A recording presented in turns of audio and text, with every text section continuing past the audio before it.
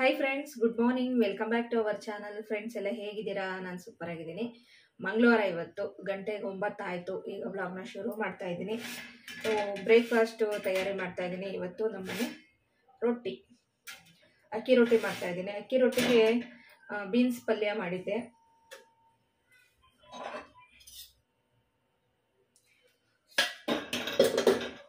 ತನು ಮತ್ತು ಹಸ್ಬೆಂಡ್ ಇಬ್ಬರೂ ಬ್ರೇಕ್ಫಾಸ್ಟ್ ತಿಂದು ಹಸ್ಬೆಂಡ್ ಡ್ಯೂಟಿಗೆ ಹೋದ್ರು, ತನು ಸ್ಕೂಲ್ಗೆ ಹೋದ್ಲು. ಸೊ ವ್ಲಾಗ್ ಬೆಳಗ್ಗೆನೇ ಶುರು ಮಾಡಿದ್ದೀನಿ. ಇವತ್ತಿನ ವ್ಲಾಗ್ನ ಹೇಗೆ ತಗೊಂಡೋಗ್ತೀನೋ ಗೊತ್ತಿಲ್ಲ. ಫುಲ್ ಡೇ ವ್ಲಾಗ್ ಎಷ್ಟಾಗುತ್ತೆ ಅಷ್ಟೊಂದು ಮಾಡೋಣ ಅಂತ ಅಂದ್ಕೊಂಡಿದ್ದೀನಿ. ಹಾಗೆಯೇ ರೊಟ್ಟಿ ಮಾಡ್ಕೊತಾ ಇದ್ದೀನಿ ಈಗ ನಾನು ತಿನ್ನೋದಕ್ಕೆ.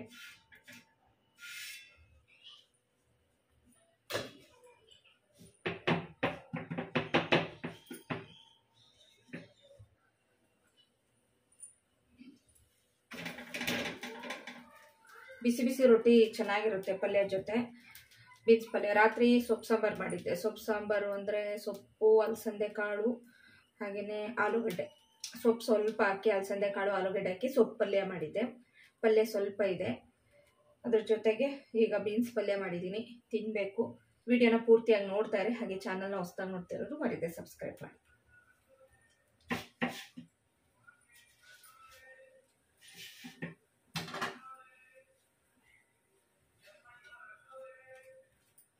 ತನುಗೆ ಲಂಚ್ ಬಾಕ್ಸಿಗೆ ರೊಟ್ಟಿನೇ ಹಾಕ್ಕೊಟ್ಟು ಕಳಿಸಿದೆ.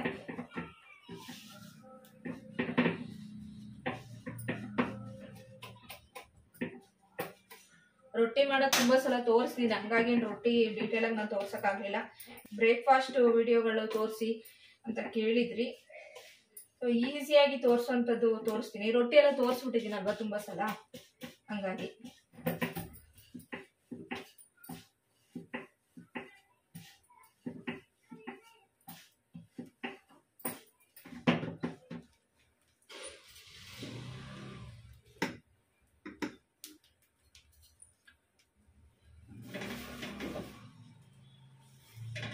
ರೊಟ್ಟಿ ಮಾಡ್ಬೇಕಾದ್ರೆ ಸ್ಟವ್ ಎಲ್ಲ ಸ್ವಲ್ಪ ಗಲೀಜಾಗೆ ಆಗುತ್ತೆ. ಅದು ಹಿಟ್ಟು ತೆಗ್ದು ಹಾಕಬೇಕಾದ್ರೆ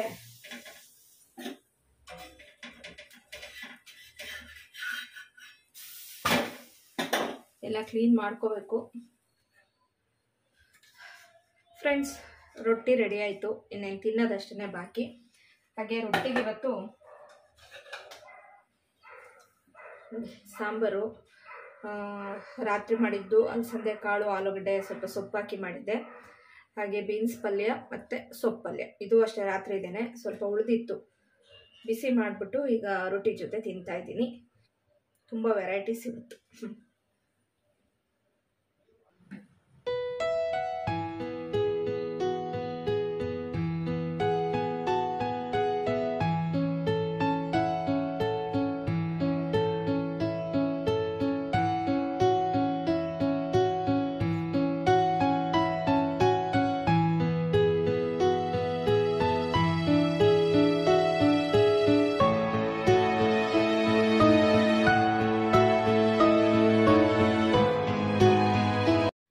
ಬ್ರೇಕ್ಫಾಸ್ಟ್ ಮಾಡಿಕೊಂಡು ಆಮೇಲೆ ಮನೆ ಕೆಲಸಗಳನ್ನೆಲ್ಲ ಮುಗಿಸ್ಕೊಂಡು ಮಧ್ಯಾಹ್ನಕ್ಕೆ ರೈಸ್ ಎಲ್ಲ ಮಾಡಿದೆ. ತನು ಹಸ್ಬೆಂಡ್ ಇಬ್ಬರೂ ಬಂದು ಅವರೆಲ್ಲ ಊಟ ಎಲ್ಲ ಮುಗಿಸಿದ ಮೇಲೆ ನಾವು ಸಾಯಂಕಾಲ 5 ಗಂಟೆಗೆ ಶಾಪಿಂಗ್ ಹೋದ್ವಿ. ತರಕಾರಿ, ಹೂವು ಎಲ್ಲ ತೊಗೊಂಡು ಬರೋಣ ಅಂಥೇಳಿ. ಇಲ್ಲಿ ಎಲ್ಚನಹಳ್ಳಿ ಹತ್ರ ಒಂದು ಮಿನಿ ಮಾರ್ಕೆಟ್ ಅಂತಲೇ ಹೇಳ್ಬೋದು.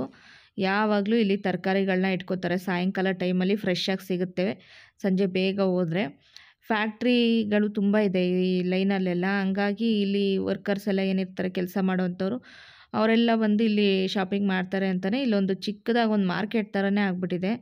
ಎಲ್ಲ ಥರ ತರಕಾರಿಗಳು, ಹೂಗಳು, ಸೊಪ್ಪು ಎಲ್ಲ ಸಿಗುತ್ತೆ. ಗುಡ್ಡೆ ಲೆಕ್ಕದಲ್ಲೂ ಸಿಗುತ್ತೆ ಇಲ್ಲಿ, ಹಾಗೆಯೇ KG ಲೆಕ್ಕದಲ್ಲೂ ಸಿಗುತ್ತೆ. ಹಂಗಾಗಿ ಇಲ್ಲೆಲ್ಲ ಒಂದೇ ಕಡೆ ಸಿಗುತ್ತೆ ಅಂತೇಳಿ ಜಾಸ್ತಿ ನಾನು ಇಲ್ಲೇ ಬರೋದು. ರೇಟು ಬೇರೆ ಕಡೆಗೆ ಕಂಪೇರ್ ಮಾಡಿದರೆ ಕಮ್ಮಿನೇ ರೇಟ್ ಇಲ್ಲಿ. ಒಂದು ಸತಿ ಬಂದುಬಿಟ್ಟು ಒಂದು ವಾರಕ್ಕಾಗುವಷ್ಟು ತರಕಾರಿಗಳು, ಸೊಪ್ಪು ಏನು ಬೇಕು ಅದನ್ನೆಲ್ಲ ತೊಗೊಂಡೋಗ್ಬಿಟ್ರೆ ಇಡೀ ವಾರ ಪೂರ್ತಿ ತಲೆ ಬಿಸಿ ಇರೋದಿಲ್ಲ. ಹಂಗಾಗಿ ವಾರಕ್ಕೊಂದು ಸತಿ ಇಲ್ಲಿ ಬಂದುಬಿಟ್ಟು ತರಕಾರಿಗಳನ್ನೆಲ್ಲ ತೊಗೊಂಡೋಗ್ತೀವಿ ನಾವು.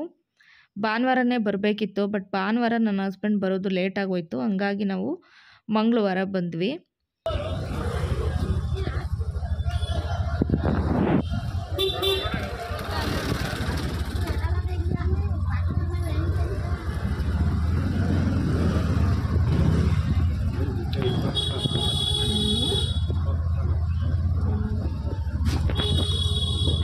ಚಕ್ಕೆ ಲವಂಗ ಮೆಣಸು ಎಲ್ಲ ಇತ್ತಲ್ಲ, ಏನಿಲ್ಲ, ಸಾಸಿವೆ ಇಲ್ಲ, ಅಂಗಡಿಲೇ ತಗೊಳ್ಳೋದು. ಇವನ ಹತ್ರ ಈರುಳ್ಳಿ ಚೆನ್ನಾಗಿತ್ತು. ಹಾಗೆ ಇಲ್ಲೇ ಗಾಡಿಯಲ್ಲಿ ಒಂದಷ್ಟು ಮಸಾಲ ಪದಾರ್ಥಗಳೆಲ್ಲ ಇಟ್ಕೊಂಡಿದ್ರು, ಅಲ್ಲೇ ನಾನು ಮಸಾಲ ಪದಾರ್ಥಗಳನ್ನೆಲ್ಲ ತೊಗೊತಾ ಇದ್ದೀನಿ.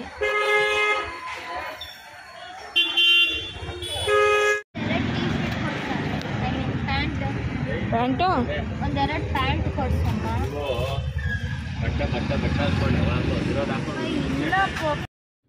ತರಕಾರಿಗಳು, ಹೂವು, ಹಣ್ಣು, ಆಮೇಲೆ ಸ್ವಲ್ಪ ಮಸಾಲ ಐಟಮ್ಗಳು ಬರುತ್ತಲ್ಲ ಅದನ್ನೆಲ್ಲ ಅಲ್ಲೇ ತೊಗೊಂಡು ಬಂದ್ವಿ. ಮನೆಗೆ ಬರೋವಷ್ಟೊತ್ತಿಗೆ 6 ಹೊತ್ತಾಗಿತ್ತು. ನನ್ನನ್ನು ತನುನ ಇಳಿಸ್ಬಿಟ್ಟು ನನ್ನ ಹಸ್ಬೆಂಡ್ ಹಂಗೆ ಡ್ಯೂಟಿಗೆ ಹೋದರು. ಹಾಗೆ ಹೊರಗಡೆ ವಾತಾವರಣ ಕೂಡ ತುಂಬಾ ತಂಪಾಗಿ ಚೆನ್ನಾಗಿತ್ತು. ಮೇಲೆ ಟೆರೆಸ್ ಮೇಲೆ ಹೋಗ್ಬಿಟ್ಟು ವಾಕ್ ಮಾಡ್ಕೊಂಬರೋಣ ಅಂತೇಳಿ ಈಗ ಹೋಗ್ತಾ ಇದ್ದೀವಿ ನಾನು ತನು. ಆಮೇಲೆ ನಾನು ಏನೆಲ್ಲ ತೊಗೊಂಬಂದೆ ಅಂತ ಹೇಳ್ಬಿಟ್ಟು ನಾನು ನಿಮ್ಗೆ ತೋರಿಸ್ತೀನಿ. ಈಗ ಸ್ವಲ್ಪ ಹೊತ್ತು 6 ಹೊತ್ತಾಗಿದೆ ಅಲ್ವಾ, ವಾಕ್ ಮಾಡ್ಕೊಬರೋಣ ಕತ್ಲಾಗೋ ಮುಂಚೆ ಅಂತೇಳಿ ಹೋಗಿದ್ದೀವಿ. ಸೊ ನೋಡಿ ಮೇಲೆ ಎಷ್ಟು ತಂಪಾಗಿ ವಾತಾವರಣ ಎಷ್ಟು ಚೆನ್ನಾಗಿದೆ.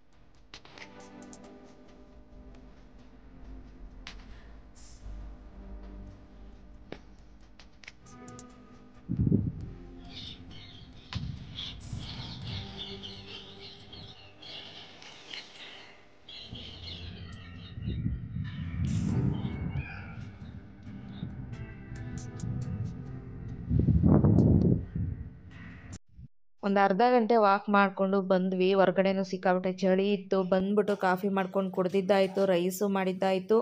ಇನ್ನು ತರಕಾರಿಗಳನ್ನೆಲ್ಲ ಎತ್ತಿಡಬೇಕು. ಹಾಗೆ ಬ್ಯಾಗಲ್ಲಿದೆ. ಹಾಗೆಯೇ ತನು ಅವಳ ಪಾಡುಗಳು ಹೋಮ್ವರ್ಕ್ ಎಲ್ಲ ಮಾಡ್ಕೋತಾ ಇದ್ದಾಳೆ. ಇತ್ತೀಚೆಗೆ ಸ್ವಲ್ಪ ಸೀರಿಯಲ್ ಮೇಲೆ ಇಂಟ್ರೆಸ್ಟ್ ಬಂದಿದೆ. ಅದರಲ್ಲೂ ಯಾವ ಸೀರಿಯಲ್ ಅಂದರೆ ಅಮೃತಧಾರೆ ಅಂತ ಒಂದು ಸೀರಿಯಲ್ ಬರ್ತದೆ ನೋಡಿ, ಅದೊಂದನ್ನು ರೆಗ್ಯುಲರಾಗಿ ನೋಡೋಕ್ಕೆ ಇಷ್ಟಪಡ್ತೀನಿ. 7 ಗಂಟೆಗೆ ಬರುತ್ತೆ ನೋಡಿ, ಅದು ಚೆನ್ನಾಗಿದೆ ಅನ್ನಿಸ್ತು ನಂಗೆ ಆ ಸೀರಿಯಲ್ಲು. ಹಂಗಾಗಿ ಹಾಗೆ ಅದು ಬಿಟ್ಟರೆ ಪುಟ್ಟಕ್ಕನ ಮಕ್ಕಳು ಅದೇನು ರೆಗ್ಯುಲರಾಗಿ ನೋಡಲ್ಲ. ಶ್ರೀರಸ್ತು ಶುಭಮಸ್ತು ಇತ್ತೀಚೆಗೆ ನೋಡೋದೇ ಬಿಟ್ಬಿಟ್ಟಿದ್ದೀನಿ.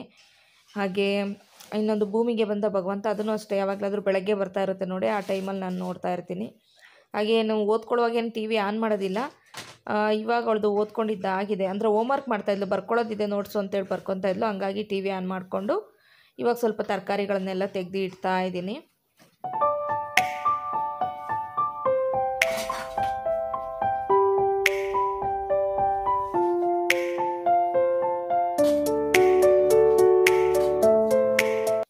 ತರಕಾರಿ ರೇಟ್ ಅಂತೂ ಗಗನಕ್ಕೆ ಹೋಗಿದೆ ಅಂತಲೇ ಹೇಳ್ಬೋದು, ಅಷ್ಟೊಂದು ರೇಟ್ ಆಗಿದೆ. ಟೊಮೆಟೊ ಅಂತೂ ಮಾತಾಡಿಸೋ ಹಾಗೆ ಇಲ್ಲ. 150 ರೂಪಾಯಿ, 120 ರೂಪಾಯಿ, 200 ರೂಪಾಯಿ ತನಕ ಆಗಿದೆ. ಈ ಸೂಪರ್ ಮಾರ್ಕೆಟ್ ಥರ ಇರುತ್ತಲ್ವ, ಅಂದರೆ ಬರೀ ತರಕಾರಿಗೆ ಅಂತಲೇ ಮಾಡಿರ್ತಾರೆ ನೋಡಿ, ಅಲ್ಲೆಲ್ಲ 150 ರೂಪಾಯಿ ಹಂಗೆ ಹೇಳ್ತಾರೆ ಟೊಮೆಟೊಗೆ, ಚೆನ್ನಾಗಿರೋ ಟೊಮೆಟೊಗೆ. ತರಕಾರಿ ಯಾವ ತರಕಾರಿ ತೊಗೊಂಡ್ರು 80 ರೂಪಾಯಿ ಕೆಜಿ, 100 ರೂಪಾಯಿ ಕೆಜಿ ಅಂತಲೇ ಹೇಳ್ತಾರೆ. ಗಾಡಿಲಾದರೆ ಒಂದು 10-20 ರೂಪಾಯಿ ಕಡಿಮೆ ಇರುತ್ತೆ ಅಂತಲೇ ಹೇಳ್ಬೋದು. ಹಂಗಾಗಿ ನಾನು ಎಲ್ಚನಹಳ್ಳಿಲಿ ಹೋಗ್ಬಿಟ್ಟು ಅಲ್ಲೇ ತರ್ತಾ ಇದ್ದೀನಿ, ಅಲ್ಲಾದರೆ ಸ್ವಲ್ಪ ಕಡಿಮೆ ಸಿಗುತ್ತೆ ಅಂತೇಳಿ. ಹಾಗೆಯೇ ಟೊಮೆಟೊ ನಾನು ಸ್ವಲ್ಪ ಸಣ್ಣ ಸಣ್ಣದು ನೋಡಿಕೊಂಡು ಆರಿಸ್ಕೊಂಡು ತೊಗೊಂಬಂದೆ. ಹೋದ ವಾರನೂ ಇದೇ ಥರ ಟೊಮೆಟೊ ತೊಗೊಂಬಂದಿದ್ದೆ 1 ಕೆಜಿನ. ನೋಡಿ ಇದರಲ್ಲೇ ಚೆನ್ನಾಗಿರೋದು ನೋಡಿಕೊಂಡು ಚಿಕ್ಕ ಚಿಕ್ಕದನ್ನೇ ನಾನು ತೊಗೊಂಡು ಬಂದಿದ್ದೀನಿ. 1 ಕೆಜಿ ಒಂದು ವಾರ ಪೂರ್ತಿ ಮಾಡಬೇಕು. ಪ್ರತಿಯೊಂದು ಐಟಮ್ಗೂ ಕೂಡ ಟೊಮೆಟೊ ಬೇಕೇ ಬೇಕು. ಟೊಮೆಟೊ ಇಲ್ಲದೆ ಏನೂ ಮಾಡೋಕ್ಕಾಗಲ್ಲ. ಆದರೆ ಟೊಮೆಟೊ ಇಷ್ಟೊಂದು ದುಬಾರಿ ಆಗಿದೆ. ಆ್ಯಪಲ್ ರೇಂಜಿಗೆ ರೇಟ್ ಆಗಿದೆ ಇದು. ಹಾಗೆಯೇ ಇಲ್ಲಿ ಬೆಂಡೆಕಾಯಿ ತೊಗೊಬಂದೆ, ಅರ್ಧ ಕೆಜಿ 20 ರೂಪಾಯಿ. ಹಾಗೆಯೇ 15 ರೂಪಾಯಿ ಕೊಟ್ಟು 2 ಹಾಗಲಕಾಯಿ ತೊಗೊಬಂದೆ ನೋಡಿ. ಪಲ್ಯಕ್ಕೆಲ್ಲ ಚೆನ್ನಾಗಿರುತ್ತೆ, ಹಾಗಲಕಾಯಿ ತುಂಬಾ ಹೆಲ್ತ್ಗೆ ಒಳ್ಳೆಯದು. ಹಂಗಾಗಿ ಹಾಗಲಕಾಯಿ, ಹಾಗೆಯೇ ಒಂದು 10 ರೂಪಾಯಿ ಕೊತ್ತಂಬರಿ, 10 ರೂಪಾಯಿ ಪುದೀನ, ನುಗ್ಗೆಕಾಯಿ ಅದು 20 ರೂಪಾಯಿ ಒಂದು ಕಟ್ಟು. ಹಾಗೆ ಇದು ಕ್ಯಾರೆಟ್ ಏನಿದೆ ನೋಡಿ, ಇದು 20 ರೂಪಾಯಿ. ಅವರೇನೇ ಈ ರೀತಿ ಕವರ್ಗೆ ಹಾಕಿ ಗಂಟಾಕಿಟ್ಟಿರ್ತಾರೆ, 20 ರೂಪಾಯಿ ಕೊಟ್ಟು ತೊಗೊಬಂದೆ. ಶುಂಠಿನೂ ಅಷ್ಟೇ ಒಂದು 20 ರೂಪಾಯಿಗೆ ಶುಂಠಿ ತೊಗೊಬಂದಿದ್ದೀನಿ. ಹಾಗೇ ತನುಗೆ ಸ್ನ್ಯಾಕ್ಸಿಗೆ ಬೇಕಾಗುತ್ತಂತೇಳಿ 2 ಕಾರ್ನ್ ತೊಗೊಬಂದಿದ್ದೀನಿ, ಜೋಳನ. ಹಾಗೆ ತನು ಸ್ನ್ಯಾಕ್ಸಿಗೆ ಅಂತಲೇ 2 ಪಪಾಯ ತೊಗೊಬಂದಿದ್ದೀನಿ.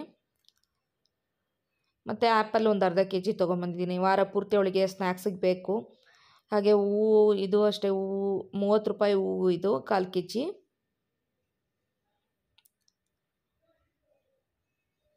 ನೋಡಿ ಚೆನ್ನಾಗಿದೆ ಫ್ರೆಶ್ ಆಗಿ. ಒಂದೆರಡೆಡೆ ಒಂದು ದಿನ ಬಿಟ್ಟು ದಿನ ಹೂವು ಇಟ್ಟರು ಕೂಡ ದೇವರಿಗೆ ಚೆನ್ನಾಗಿ ಕಾಣಿಸುತ್ತೆ. ಹಾಗೆ ಈರುಳ್ಳಿ ನೋಡಿ, ಈರುಳ್ಳಿ ನಾನು ಇದನ್ನು ತೊಗೋಬಾರ್ದಿತ್ತು ಅಂತ ಅನ್ನಿಸ್ತು. 5 kg 100 ರೂಪಾಯಿಗೆ 50 ರೂಪಾಯಿ ಕೊಟ್ಟು 2.5 kg ತೊಗೊಂಡೆ. ಬಟ್ ನನ್ನ ಹಸ್ಬೆಂಡ್ ತೊಗೋ ಏನೂ ಆಗೋದಿಲ್ಲ, ಚೆನ್ನಾಗಿರುತ್ತೆ ದೊಡ್ಡ ದೊಡ್ಡ ಸೈಜ್ದು ಅಂದರು. ಸ್ವಲ್ಪ ಹಸಿ ಥರ ಇದೆ, ಈಗ ಬಿಸಿಲು ಬೇರೆ ಇಲ್ಲ, ಹೊರಗಡೆ ಇಟ್ಟು ಬಿಸಿ ಮಾಡೋಣ ಅಂದರೆ. ಹಾಗೆ ಬೇಗ ಖಾಲಿ ಆಗುತ್ತೆ, ಈರುಳ್ಳಿ ಎಲ್ಲ ಬೇಗ ಖಾಲಿ ಆಗುತ್ತೆ ಒಂದು ವಾರದೊಳಗಡೆ. ಹಾಗಾಗಿ ಏನು ತೊಂದರೆ ಇಲ್ಲ ಅಂಥೇಳಿ ತೊಗೊಂಬಂದಿದ್ದೀನಿ. ಚಿರೋಟಿ ರವೆ ಬೇಕಿತ್ತು ಅಂಥೇಳಿ ಒಂದು ಅರ್ಧ kg ಚಿರೋಟಿ ರವೆ ಎಲ್ಲ ಅಂಗಡಿಯಲ್ಲಿ ತೊಗೊಂಬಂದೆ. ಹಾಗೆ ಸಾಸಿವೆ ಎಲ್ಲ ಬೇಕಿತ್ತು, ಅಲ್ಲಿ ಗಾಡಿ ಇತ್ತು ಎಳ್ಚನಹಳ್ಳಿಯಲ್ಲೇ, ಆ ಗಾಡಿಯಲ್ಲೇ ತೊಗೊಂಬಂದಿದ್ದು ಈ ಸಾಸಿವೆ ಎಲ್ಲ. ಸಾಸಿವೆ ಮತ್ತು ಸ್ವಲ್ಪ ಇಲ್ಲಿ ನೋಡಿ ಬಿರಿಯಾನಿದು ಅದು ಚಕ್ಕೆ, ಲವಂಗ ಮತ್ತು ಮರಾಠಿ ಮೊಗ್ಗು, ಹಾಗೆಯೇ ನಕ್ಷತ್ರ ಹೂವು ಅಂತೀವಲ್ವ, ಅದನ್ನೆಲ್ಲ ನಾನು ತೊಗೊಂಡಿದ್ದೀನಿ. ಚಕ್ಕೆ ಲವಂಗ ಸ್ವಲ್ಪ ಸ್ವಲ್ಪ ಇತ್ತು, ಹಂಗಾಗಿ ಈ ಮಸಾಲ ಐಟಮ್ಗಳು ಖಾಲಿಯಾಗಿತ್ತು, ಸ್ವಲ್ಪ ಇರಲಿ ಅಂತ ತೊಗೊಂಡೆ. ಅಲ್ಲಿ ಒಂದೇ ಕಡೆ ಗಾಡಿಯಲ್ಲಿ ಇತ್ತಲ್ವ ಅಂಥೇಳಿ ಎಲ್ಲ 20 ರೂಪಾಯಿಗೆ ತೊಗೊಂಡೆ 4 ಐಟಮು. ಹಾಗೆ ಗೋಡಂಬಿ ಒಂದು 100 ಗ್ರಾಮು 70 ರೂಪಾಯಿ ಕೊಟ್ಟು ತೊಗೊಂಡೆ. ಹಾಗೆ ಇದು ಸಾಬುದಾನನೂ ಇತ್ತು. ಸಾಬುದಾನ ತನಗೆ ತುಂಬ ಇಷ್ಟ, ಪಾಯಸ, ಸಾಬುದಾನ ಪಾಯಸ ತೊಗೊಳಮ್ಮ ಅಂತಂದ್ಲು ಅಂತೇಳಿ ಅವಳಿಗೋಸ್ಕರ ತೊಗೊಂಡಿದ್ದೀನಿ. ಸಾಬುದಾನ ಪಾಯಸ ಮಾಡಿಕೊಡ್ಬೇಕು ಅವಳಿಗೆ, ತುಂಬ ದಿನದಿಂದ ಆಸೆಪಟ್ಟು ಕೇಳ್ತಾ ಇದ್ದಾಳೆ. ಹಾಗೆಯೇ ನೋಡಿ ಇಷ್ಟು ಐಟಮ್ಸ್ ತೊಗೊಂಬಂದಿದ್ದು. ಅದರ ಜೊತೆಗೆ ನೋಡಿ ಇದನ್ನು ಅವಳೇ ಫೋರ್ಸ್ ಮಾಡಿ ತಗೊಳ್ಳಿ ಅಂತ ತುಂಬ ಆಸೆಪಟ್ಟು ಕೇಳಿದ್ಲು. ಹಂಗಾಗಿ ಇದನ್ನು ಅಷ್ಟೇ ಒಂದು 1/4 kg ತೊಗೊಂಬಂದಿದ್ದೀನಿ. ಬೋಟಿ ಇದು, ನಾವು ಚಿಕ್ಕ ವಯಸ್ಸಲ್ಲೆಲ್ಲ ಬೋಟಿ ಅಂತ ತಿಂತಾಯಿದ್ವಿ ನೋಡಿ, ಕಲರ್ದು. ಅದೇನೆ ಎಣ್ಣೆಗೆ ಹಾಕಿ ಕರೆದ್ರೆ ಚೆನ್ನಾಗಿ ಬೋಟಿ ಚೆನ್ನಾಗಿ ಬರುತ್ತೆ. ಹಾಗೆ ತನು ಓದಿದ್ದಾಯಿತು, ಒಪ್ಪಿಸ್ತೀನಿ ಅಂತ ಇದ್ಲು. ಸರಿ ಅಂತ ಹೇಳ್ಬಿಟ್ಟು ಈಗ ಅವಳು ಕಲ್ತಿದ್ದಾಳಲ್ವ, ಅದು ಕನ್ಫರ್ಮ್ ಮಾಡ್ಕೊಳ್ಳೋದಕ್ಕೆ ಕೇಳ್ತೀನಿ. ನಾನಿನ್ನೇನು ಆರಾಮಾಗಿ ಇರ್ತೀನಲ್ಲ, ಅಯ್ಯೋ ಏನು ಅವ್ಳು ಕೇಳಬಾರ್ದು ಅಂತ ಅಂದ್ಕೊಳ್ಳಲ್ಲ, ನಾನು ಕೇಳ್ತಾನೆ ಇರ್ತೀನಿ. ಇದು ಮುಂಚೆಯಿಂದ ನಾನು ರೂಢಿ ಮಾಡ್ಕೊಂಬಂದ್ಬಿಟ್ಟಿದ್ದೀನಿ, ಹಂಗಾಗಿ ಏನು ಮಾಡೋಕ್ಕಾಗಲ್ಲ. ಆಮೇಲೆ ಅವಳು ಹೇಳಿದರೆ ಕಲ್ತಿದ್ದಾಳೆ ಅಂತ ನನಗೂ ಕೂಡ ಸಮಾಧಾನ ಆಗುತ್ತೆ. ಹಂಗಾಗಿ ಡೈಲಿ ಒಂದೊಂದು ಲೆಸನ್ 2 ಲೆಸನ್ನು ಓದಿಸಿ ಆಮೇಲೆ ಅವಳು ಒಪ್ಪಿಸ್ಬಿಡ್ತಾಳೆ ನನಗೆ. The bottle can store a fixed number of fixed volume of a liquid. The glass topper has a narrow hole through it. When the bottle is filled with liquid, and stopper is inserted, the excess liquid rises through the hole and drains out. Thus